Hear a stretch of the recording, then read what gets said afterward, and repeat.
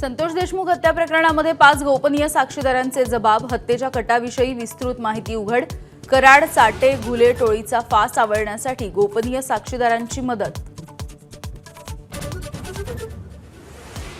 मस्साजोगमधून काँग्रेसच्या सद्भावना रॅलीला सुरुवात, प्रदेशाध्यक्ष हर्षवर्धन सपकाळ यांच्यासह देशमुख कुटुंबीय रॅलीमध्ये सहभागी.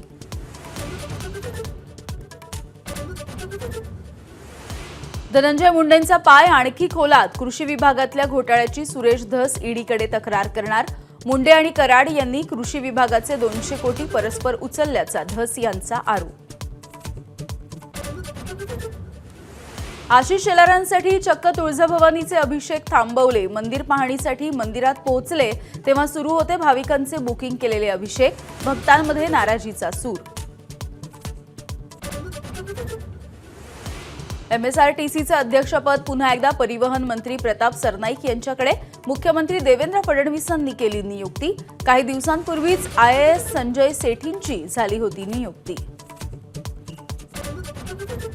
औरंगजेबाच्या कबरीवरून आता राज्यामध्ये वादळ निर्माण होण्याची शक्यता, कबरी उखडून टाकण्याच्या संदर्भात खासदार उदयनराजे भोसले, मंत्री नितेश राणे यांचं वक्तव्य, तर हिंदू जनजागृती समितीचा देखभाल निधीवरती आक्षेप.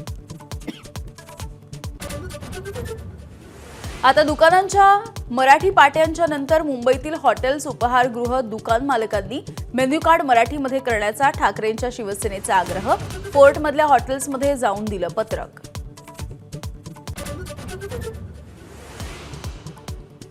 पुण्यामध्ये मद्यधुंद तरुणाचे रस्त्यावरती अश्लील चाळे, शास्त्री चौकामधला संतापजनक प्रकार, तर कोथरूड भागामध्ये क्षुल्लक कारणावरून जोरदार हाणामारीची घटना.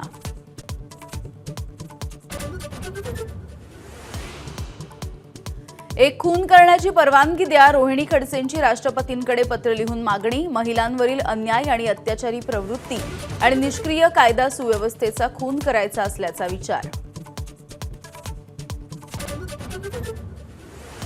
जागतिक महिला दिनाच्या निमित्तानं विविध कार्यक्रमांची रेलचेल, पंतप्रधान मोदींचा महिलांसोबत खास संवाद.